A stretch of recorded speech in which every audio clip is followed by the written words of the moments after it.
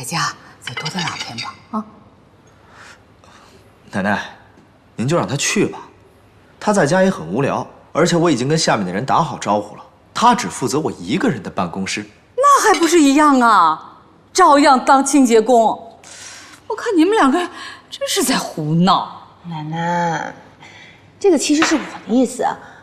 您看，我不想在公司里太招摇，而且公司里其他的职位也不缺人呢。我觉得当清洁工也没有什么不好。奶奶，哎呦，你们2个人啊，都有自己的主意。我年纪大了，哎呀，也管不了你们了，随你们的便吧。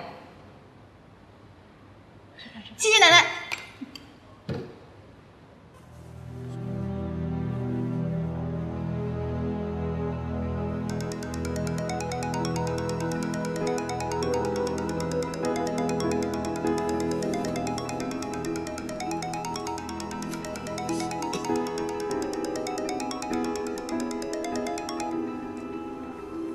喂，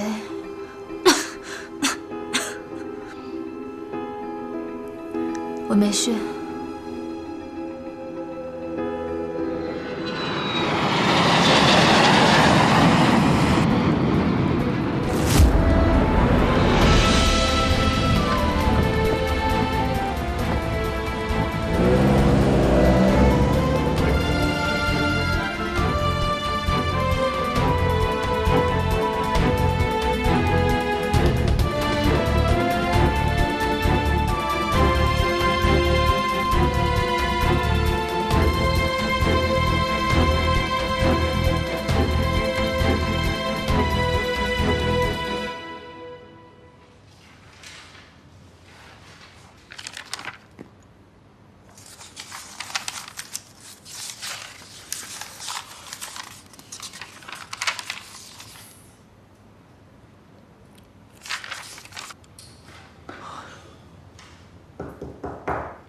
何锦溪，你太过分了吧！我这里是工作的，不是给你吃零食的。那可没办法，谁让你是总裁，我是清洁工呢？我就是想给你帮忙，我也帮不上啊。那你做你清洁工的工作呀！啊，你在这又是吃又是喝，要是别人进来像什么样子啊？可是我是你老婆兼职清洁工啊。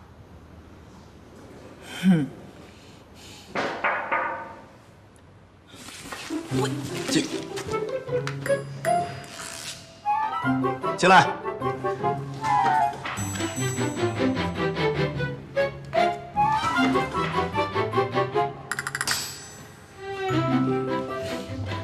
顾总，这个是上个季度的财务报告。我知道了，放在这儿吧。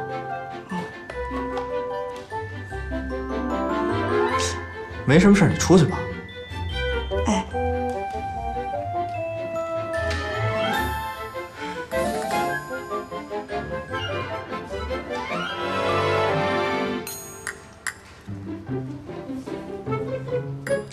顾先生，你故意的是不是？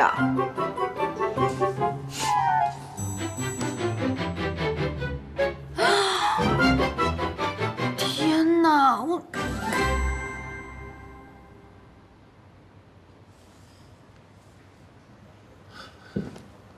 琉璃，琉璃，琉璃，你醒了？你怎么在这儿啊？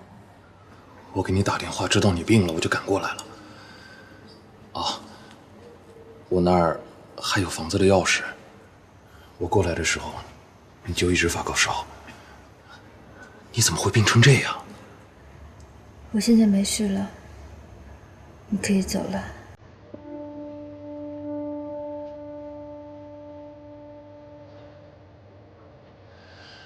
你病好之前，我是不会走的。你放心，我只是想好好照顾你，没有别的意思。厨房我熬了粥，一会儿把粥喝了，再吃药。你先好好休息一会儿。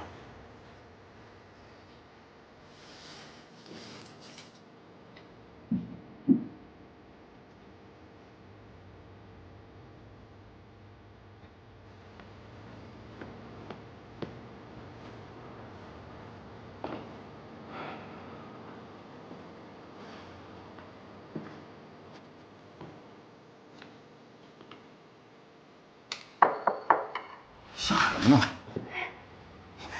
常副总，你有事儿？啊，没事，我上来看看。那个男工助理呢？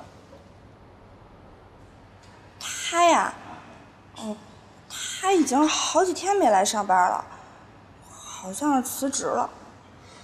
辞职了？听说是跟那个清洁工的受伤有关系。你说顾总办公室那个清洁工啊？常副总，你也看见那清洁工了吧？总觉得那清洁工有点问题。你说他该不会跟顾总？陆安，跟你说过多少遍了，别乱说话，别乱说话，让人听见多不好啊！就算他真的跟顾总有什么关系，咱也不能对别人说，听见没有？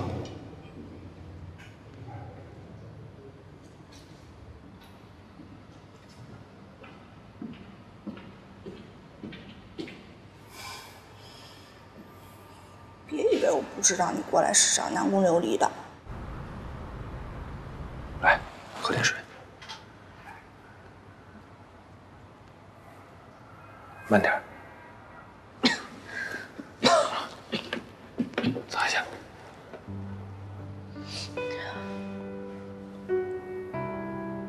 博雅，啊？你别再对我这么好了，我已经很对不起你了。你对我越好，我越内疚。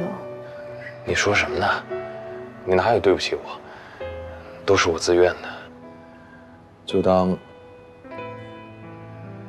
是我上辈子欠你的好了。但是琉璃，我只是希望你能好好的，别再错下去了。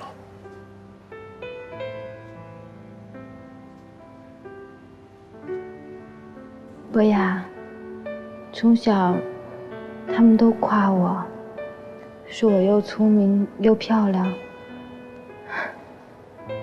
可其实只有我自己知道，我一点都不聪明。